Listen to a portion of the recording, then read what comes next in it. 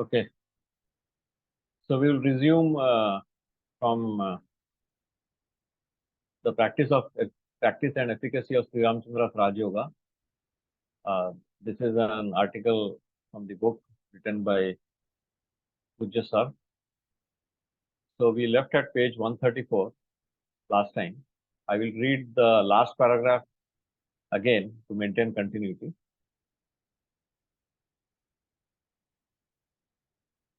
If we take the heart like this, heart as the place of feeling and mind as the place of processing sensory inputs, we understand better.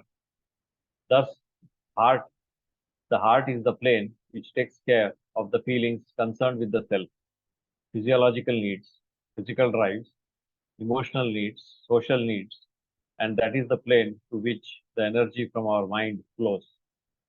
All this is due to the attachment. This is what the master means by showing the heart as consisting of two parts, one upper and the other lower, and that our vrittis usually go to the lower portion. Instead of our feelings going to the lower level, self-centered, it has to go to the upper level relating to altruism and selflessness. That is the para or parahita, as per the divine order. Living in happiness and thinking and doing good to others is the mission of life. Try to feel what we can do for others. Sacrifice our interest. Our thought process that is generally governed at the lower level has to progress to the higher level, and this is where all our rishis have stayed. All our rishis have said the same thing. In order that happiness spreads everywhere, it is necessary that one should not get obsessed with their own things. One should start thinking about something above. This is what Master means when he says that the upper portion of the heart is the landing place of rishis. It is not as though they are stay put there to be seen by us. Master says it is impossible to move into the U portion of the heart unless the lower portion, L, is purified. But generally, people tend to move into the higher sphere with the entire load, and that is not possible. This is possible only when we utilize meaningfully the thinking process. When thinking itself is a casualty, one becomes an animal. We can call ourselves human only when we use the thought process. All naras are not manavas. A manava is one who uses his thought and practices satya. Satya is possible only when you think. A manava is one who practices ahimsa. This is also possible only when you think. Unless you feel that the other person is also an expression of the divine and has as much right to live as we have, ahimsa as a principle cannot be practiced.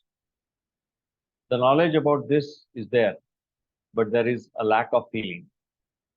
Knowledge becomes a feeling when it percolates down below to the heart from the mind. A manava is one who practices brahmacharya. This is a word which has been misinterpreted. Brahmacharya is not being celibate, but to control ourselves in such a way so as to behave in a balanced manner. The word brahmacharya is a combination of the words Brahma and Chara. The process of Brahma is manifestation. To participate with him is to move along with him. Many people do not differentiate between Pada and Charana. Pada is static, whereas Charana is movement. Charmo Sharanam Prapadde is stated, not Pado Sharanam Prapadde. The goal of man is to move along with the divine, in the path of the divine, in the track of the divine, and not to become static by sitting in one corner. Brahmacharya means to move along with the divine. Abstinence as a method required for brahmacharya has a purpose. That is, if one does not abstain, he forms attachments.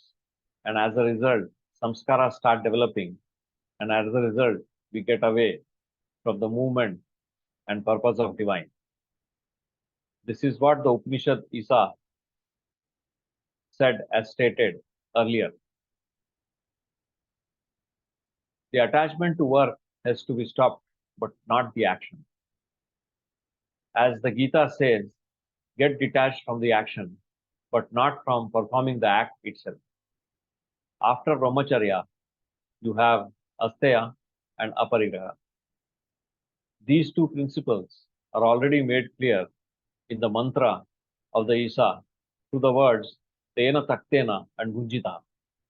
Unless you follow these 5 principles, you do not come to the status of a human or manava. To come to this level, it has been stated in tradition that it will take 82 lakhs of lives to achieve the level of man. I will take a pause here.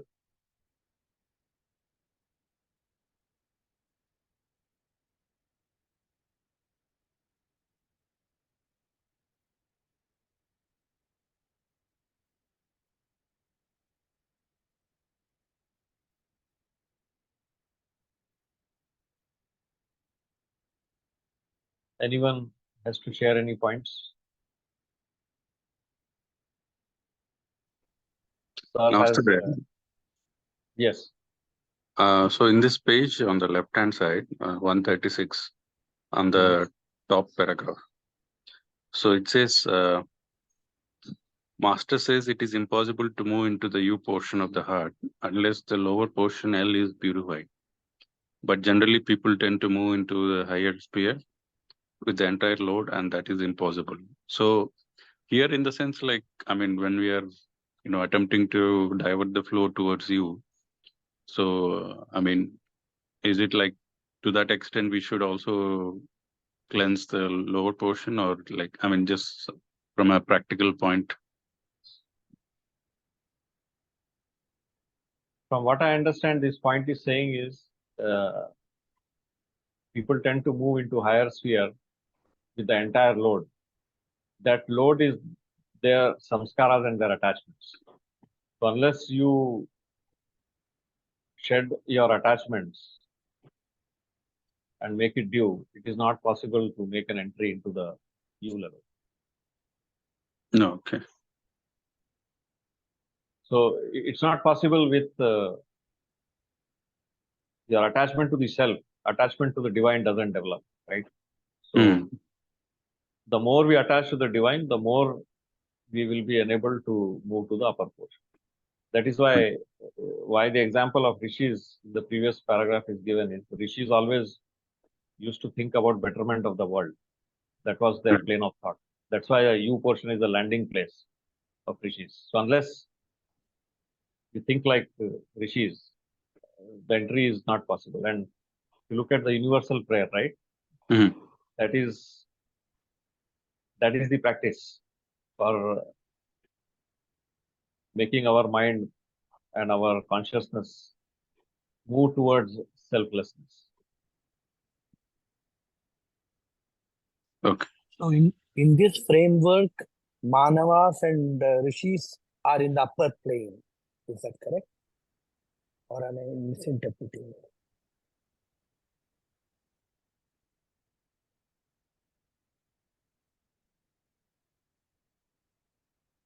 Manava is what we call a human, right? So there's a distinction between a human and an animal.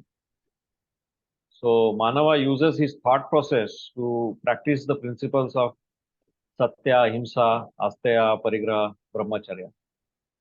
So a human is one who applies his thought process not for his selfish aggrandizement, but to perfect his thought to make it more selfless.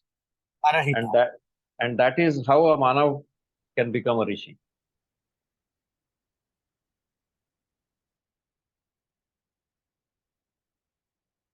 That is how, so unless you practice Satya Ahimsa, these 5 principles that Sir has explained, right?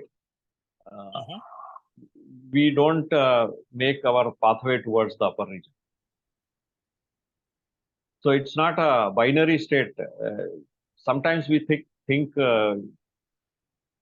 like a human, but 99% of the time, most people are self-centered, right? They are thinking like animals, because our desires, our ego, our wishes, that is where we are entangled. That is where we are stranded. So practicing these 5 principles is what trains our mind to be in the upper portion. And that is to the extent that is the flow diversion of our flow diversion is nothing but Sir mentions, right? If you go to the previous paragraph, here he says, if you take the heart like this, heart as place of feeling and mind as the place of processing sensory inputs, we understand better. Right? He says here, the energy from the mind flows. So that energy from the mind, when is entirely towards our self-centered need, it is thought flow going towards the L. But when we think about God, when we think about love and devotion towards God, and when we think about spreading that this thing in others for universal prayer thought, then our thought is towards the upper plane. And this is a continuous attempt which we have to do, and that we have to use our thought force. So that is a manava. A rishi is one who is settled in the upper plane. That's why it's called a landing place, right? A person who is always thinking about good, parahita, is a rishi. So we should not undermine the upper portion of the heart, because Sir, I remember once after satsang, he said, don't think that it's an ordinary state unless you have disrespect for the rishis. So after a lot of penance and labor, they have arrived at that state. But here, as a gift of pranahuti, that flow diversion is made natural, but then we have to own it. Owning it is when we use our thought process and try to put those principles in our daily practice. And it's also highlighted here as to how many lifetimes it takes by individual effort without pranahuti as well in the paragraph that you just read out. Yeah, it has been stated in tradition. So it is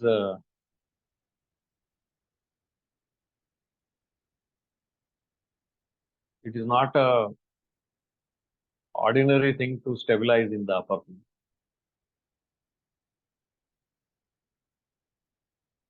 So all this is related to attachments. We very painfully feel this in our own sadhana, that our mind is distressed whenever we get attached, because the thought flow is towards the L. Whereas after sittings, after satsangs, if you notice your state of mind, you will feel the thought flow towards the upper. Because at that time we are thinking about master, we are in master's thought, naturally the flow is towards the upper. And that is where we have to stabilize.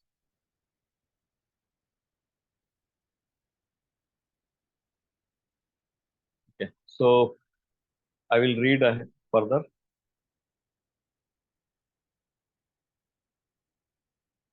The progress in spiritual life up to this level should enable us to live without self-illusion. That is, the delusion of an I presiding over all our actions. Further, we reach a state where there is no doubt about the real nature of life. And lastly, we learn that rituals and rites only bind us and does not help us to liberate ourselves. We learn that words and acts should be perfectly moral. We should abstain from killing, stealing, adultery, lying, and avoid intoxicants. This is the level of the human being. Those who are not at this stage are nowhere near deconsciousness and are trying to become human from the animal level into which they are born. We find in the Gita, wherein Lord Krishna states that among thousands of people, one cares to think of me, and among thousands of such people, thinking about me, only one reaches me. The meditation which we do should enable us to come to the level of man. The efficacy of the system depends on whether we are able to achieve the same. From the level of Manava, we will need to progress further to live in the consciousness of altruism, Parahita. This is the first level of super consciousness we need to achieve. How do we achieve the same? The reason people go to several places is that they are in search of a system to achieve this level. Here, Revered Babuji says that there are 2 points in the chest region, namely A and B. The point A is at 2 fingers width across and 3 fingers down from the left nipple, and another 2 fingers down is the point B. We will not be able to locate it physically, but we'll have to locate it psychically. It is also stated that these measurements are according to the Abhyasi's fingers width. Revered Babuji said that by meditating on these points, we will be able to control our urges. Note that we are not to annihilate the urges, because if we annihilate, we will no longer be participant in the process of creation, and Grahastha duty gets badly affected. The urges must be brought down to a level of balance. The thought which has to be maintained at point A is that every person is my brother and sister, and they are developing true love and devotion to the Master. By doing this, the sensual urges get reduced. It works mainly because it enables development of love. When one starts thinking that all are my brothers and sisters and share with us whatever we have without any consideration for what we are going to get in return, we share the love and possessiveness is removed. Love demands sacrifice. We come from love to sacrifice. By maintaining the thought that each person is our brother and sister, we start developing love. The modification of Rajayoga that has been given by Revered Babuji is this. By ignoring the points of A and B, there is no Sri Ramchandra's Rajayoga. These points are his discovery and a solution to the much vexed problem in yoga sadhana, finds finally a practical method to solve in this method. Humanity will forever be indebted to him. All glory to God to have sent such a supreme personality, the eternal master, Sri Ramchandra ji of Shahjahanpur, UP, India.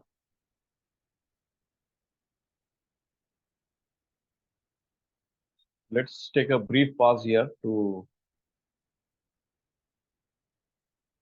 let the importance of point A and point B sink in our hearts.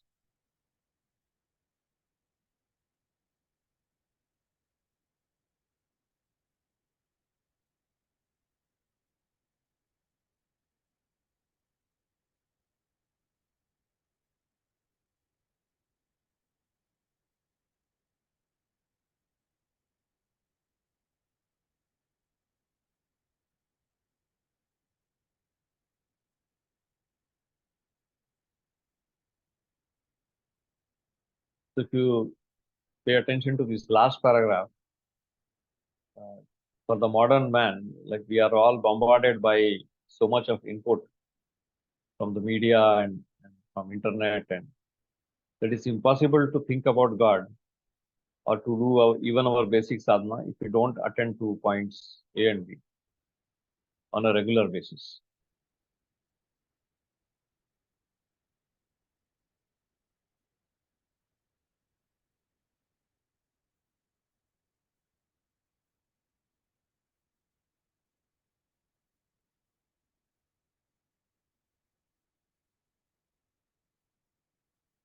Satisfaction, if we can't have directly, will lead to perverse behavior where we seek vicarious satisfaction. Why is it people go to cinema? Just to get vicarious satisfaction. There is no need for any great psychologist to explain this.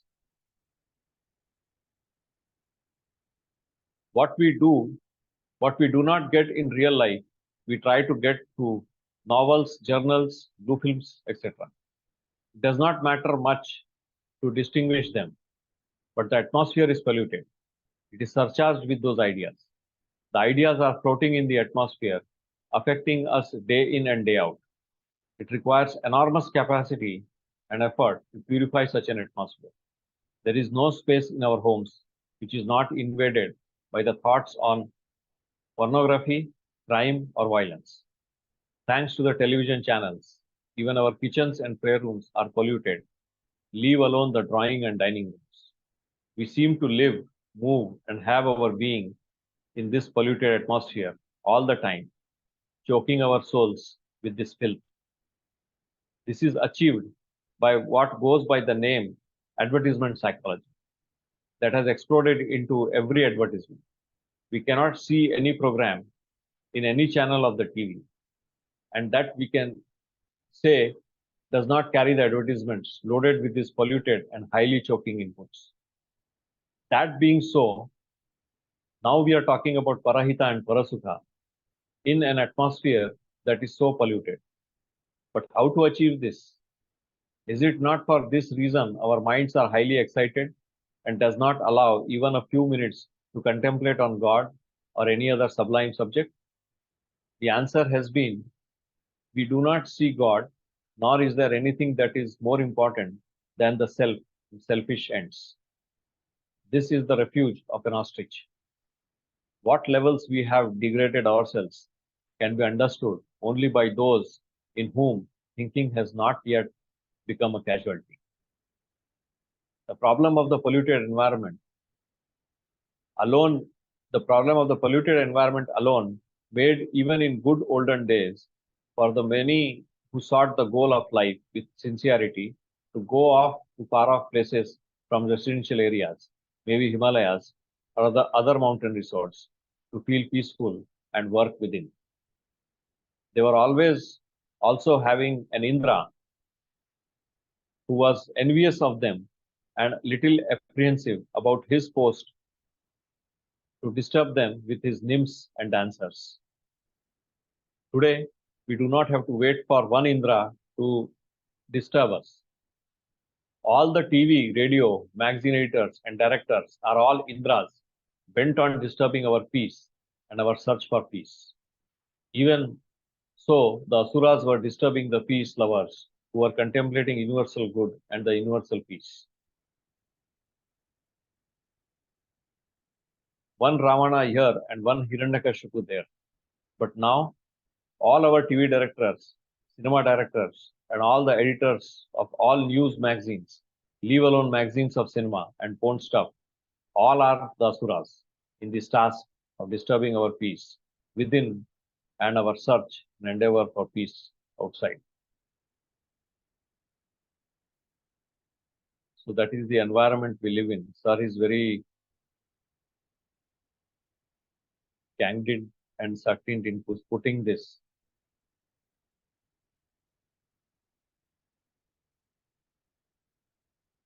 Against this backdrop, we are now talking of universal peace and the need to live in accordance with the laws of nature.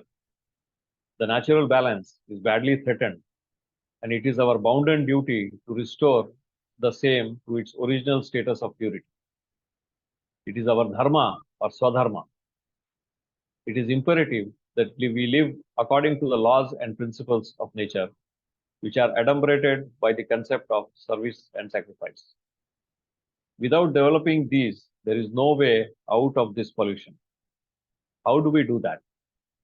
As it has been explained earlier, by meditating on the points A and B as laid down by the great master. We should endeavor to live at the higher level in the heart and do not yield to the urges and pulls and pressures of the lower nature. It is yielding to those that has led civilization to this hopelessly bad and wretched level. It is our duty to become saints and live at the level of service and sacrifice. That alone is our swadharma. That alone will please God and cause peace and happiness to all.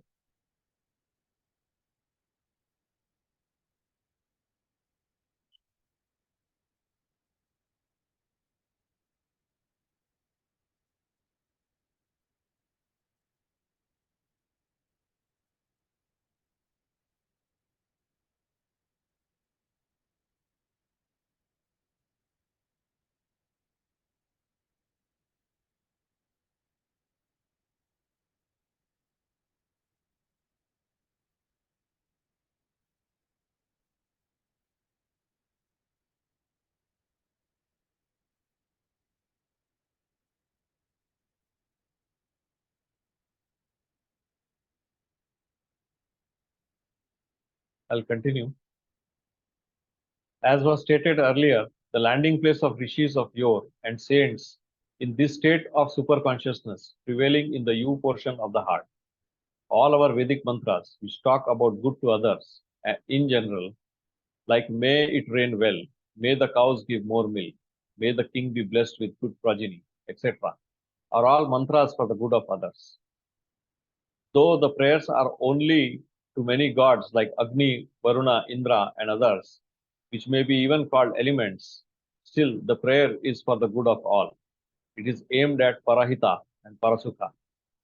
These persons are saints because they thought about good of others and worked for it incessantly.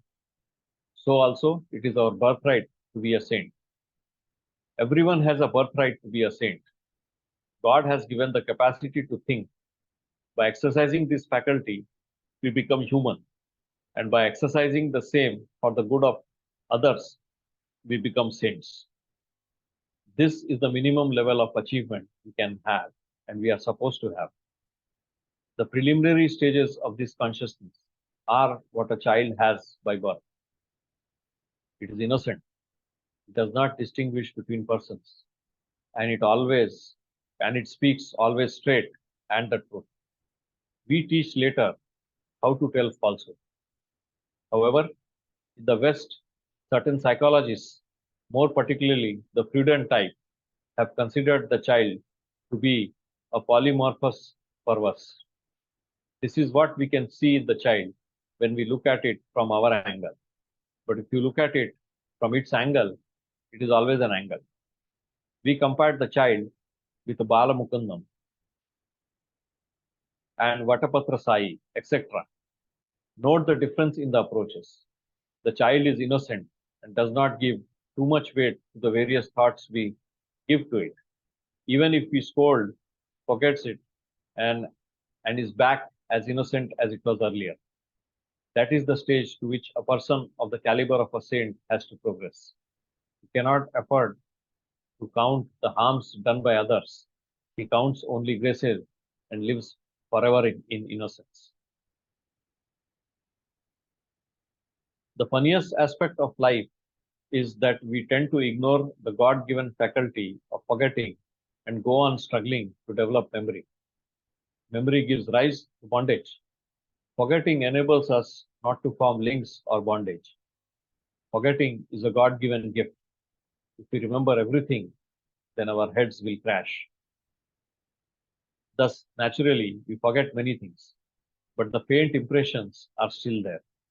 The dirt is removed, yet the stink is there. This is what we call the vasanas. Once our thoughts are brought up to this level, Revered Babuji says, we have reached the preliminary state of superconsciousness. It is not as though that we have already crossed the limits of animal consciousness. The animal consciousness persists, whatever may be the stage of spiritual growth. If animal nature were to go totally, we would not have had a Saint Vyasa who is called Bhagwan in the tradition. What happens is that our thoughts most of the time would relate to doing good to others, and the animal urges and wants would be reduced to the minimum. This is one of the significant deviations in this system. In all other systems of sadhana, it has been held that kama, desire, krodha, anger are to be annihilated. But in this system, they are sought to be moderated and bring to a state of balance. Revered Babuji says that if kama is annihilated, then intelligence itself would be lost, and krodha is annihilated, no action would be possible.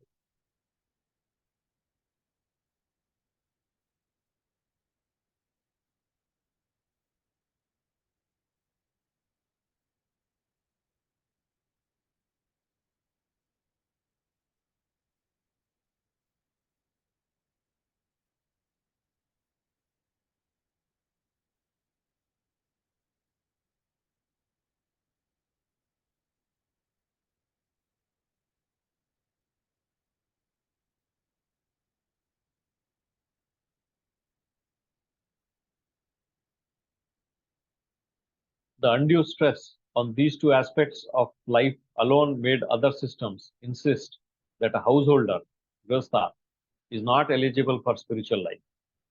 It is highly refreshing to hear that the majority of human population, which was denied this possibility by such institutions like monasteries, sannyasi orders, etc., which have been held to be the only means to live a spiritual life, is not so, and that all the human beings are eligible for spiritual life as a birthright. This is the charm and call of the system of Rajayoga. The consciousness that is had at the level of the you portion of heart is the human consciousness, and that which is below in the portion L is animal consciousness. The idea that is generally had that all human beings are born with human consciousness is not correct. The majority of human beings is born and continues to live in animal consciousness. But the possibility of living in human consciousness, where service and sacrifice in our action can be expressed, is the call of the divine, and this we shall endeavor to live up to.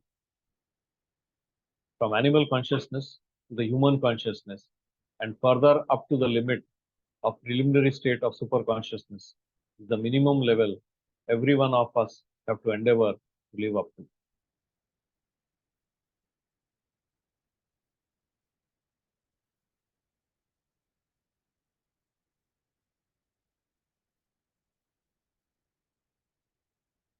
Further, please note that up to the lower level in the heart, all the contents of our consciousness are products of the sensory inputs. All that is knowledge is only sensory in origin. The ways of knowing that is generally accepted universally are pratyaksha, perception, anumana, inference, and upamana, analogy. For all these types of knowing, sensory inputs alone is the basis. There is another category of knowing that is called sruti, where we are accepting knowledge communicated to us by great men as valid. This is the Bible, the Quran, the Vedas, and other works as Bhagavad Gita. Apart from this, certain philosophical systems like Advaita Vedanta accepts Aptavachana as one more method of knowing.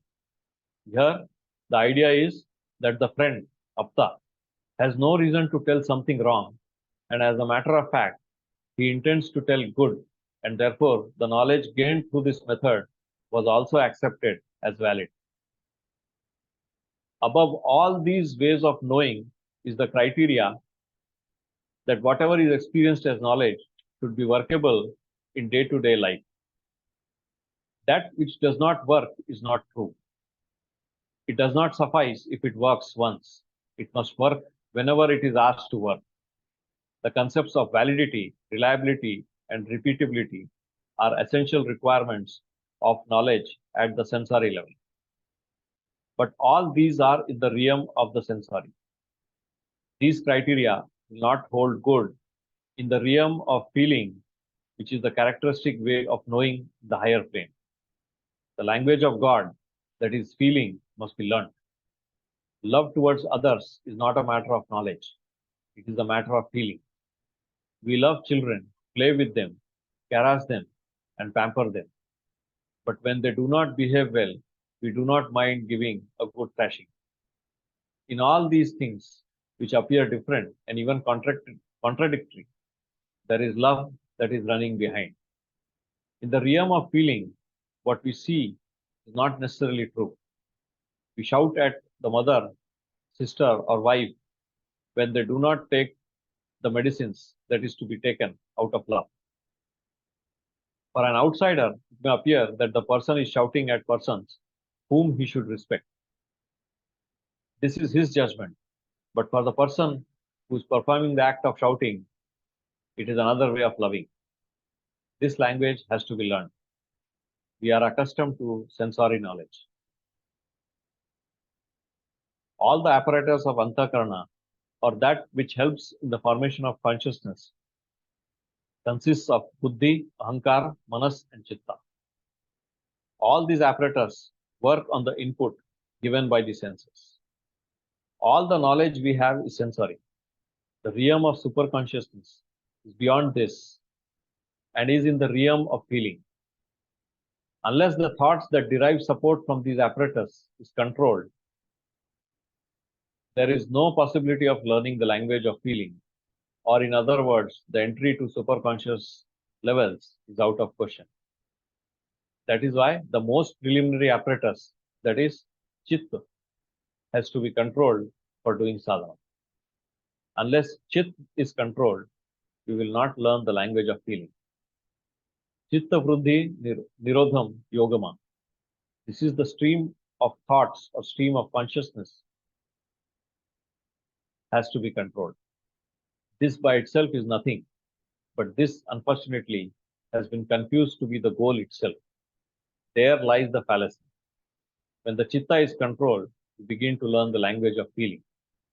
We start feeling the divine spark within. The divinity is felt as something that is closest to us.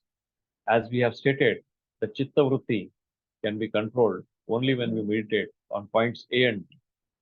This is the logic of the system of Rajayoga of Sri Ramchandra.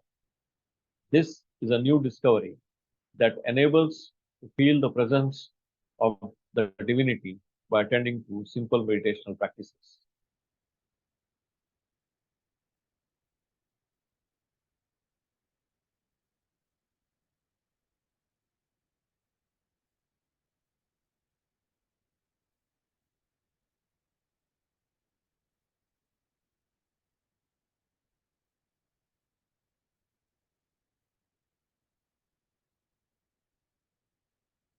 What happens to the content of consciousness next?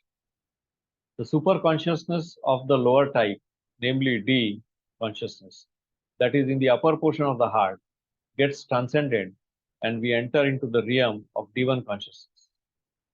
The seat of this consciousness is located in between the two eyebrows, generally known as the region of the Ajna, yogic literature. The movement to this level in this system is not from Muladhara to Swadhisthana, Manipura, Anahat, and Vishuddha to Ajna. That path is Saktya or Kundalini Yoga. In this system, the path from D consciousness to D1 is through a zigzag path covering certain yogic centers of the Dayal path. It is not necessary to go into these details in the context of understanding the efficacy of this system of Rajayoga. Suffice it to note that the heart is the base of our existence, which relates to the element earth. From this level, we gain discriminatory knowledge, viveka, which develops further into detached outlook, pure attachment, vairagya. From this level, we move towards the knowledge of interdependency, which is the nature of the soul, Atma. The interdependence is just not mutual dependence amongst us. It is more interdependence with God. Further, we move on to the third level of development of devotion, bhakti. In this state, the prayers which are generally of the nature of petitioning ceases, and we pray to God for prayer, say, and all the time feel the dependency of master, dependency on master. This leads to a certain amount of helplessness, which takes us to the next step. From thence, we move to the understanding of absolute surrender to God, saranyatva. From there, we move to settledness in the memory of God, and we feel settled and balanced. From there, we move to this level of superconsciousness, D1. The preliminary state of parahita that we spoke of at the point of the heart gets transformed to finer shades.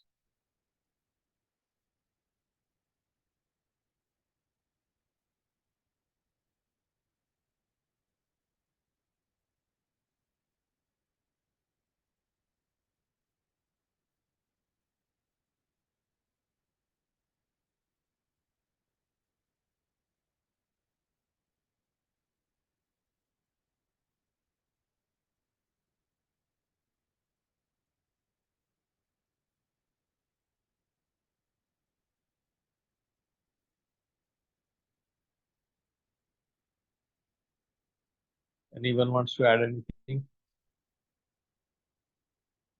Any points to be reinforced. Again, the stress is on meditation on points A and B. That's the way to control the chitta. And only then we start the comprehension of divine through the language of feeling. That is what Sir has stressed, that the chitta has to be controlled for doing sadhana. And then he emphasizes that chitta vritti can be controlled only when we meditate on points A and B. This is the uniqueness of Rajayoga of Sri Ramchandra Maharaj.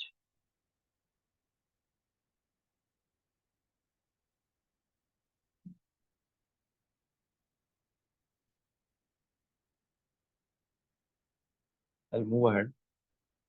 At D level, the parahita karya is also tinged with selfish motives of name and fame. All service done is sought to be acknowledged and remembered. The nameplates on the marriage halls, water facilities are invariably associated with the service. Even for small service they provide, they seek enormous publicity and a need for acknowledgement, voiced or silent. The advertisement cost far exceeds the actual service they have done. But at the higher level of consciousness that exhibit the parahita at the divine stage, the services are rendered even without the awareness of doing service. Here, there is no selfishness of any kind, and all actions are meant for the good of others. Let us not confuse that the person at this level, D1, ceases to be animal or human. He is both, but the predominant quality expressed is divine, one of service and sacrifice. As a gross analogy, it may be said that D consciousness is what a Duryodhana exhibited, and D1 consciousness expressed by Karna. D1 is the consciousness expressed by Karna. The former, who is known to be a kind and generous person, always wanted appreciation for his work, while the latter did not bother about that and served whenever he could and sacrificed his personal interests also many a time. The D1 consciousness is growth over and above the human consciousness at D. Having achieved the preliminary stage at D level, after becoming a Rishi Tulya, it is stated in the tradition that 7 more lives are required to gain this stage of seeking moksha or liberation, mumukshatva. What actually happens is that by sadhana and after going through various stages of spiritual growth mentioned earlier, we are enabled to weaken 2 more fetters. 1, sense desires, and second, ill will towards others. This is what is achieved in D1 consciousness. A person who comes to this stage, which is stated in tradition, will be born once more, and that is the last life before achieving the no return stage. The actual condition of a Brahmagyani or a Brahma Rishi is that he knows he has to surrender everything to God. This he accomplishes in the next life. Readers may study the life of the great king turned Brahmagyani, Vishwamitra, who finally surrenders everything to Lord Rama. That being the position obtaining in our holy tradition, it is our bounden duty to achieve the various levels of superconsciousness that are made easily achievable with the practical methods given by our master, Revered Babuji Maharaj, coupled with the help of the master's transmission of pranam. A point again to note is that we will not be able to move into the upper portion of superconsciousness here, D1, which is on the right side as against the left side, the heart region directly. However, much we try, it would not be possible. It is essential that the point B should be thoroughly cleaned by means of steady practice of meditation on the point and not cleaning of any kind. And through that, enter the point B1 So that entry into the upper portion here on the right side is possible through entry in the left portion.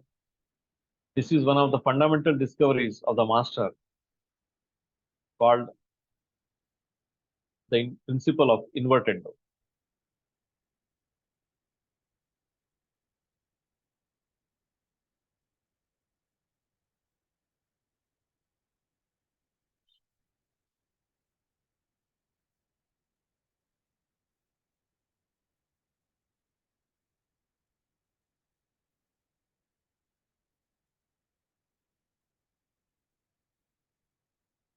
Should we take a break here?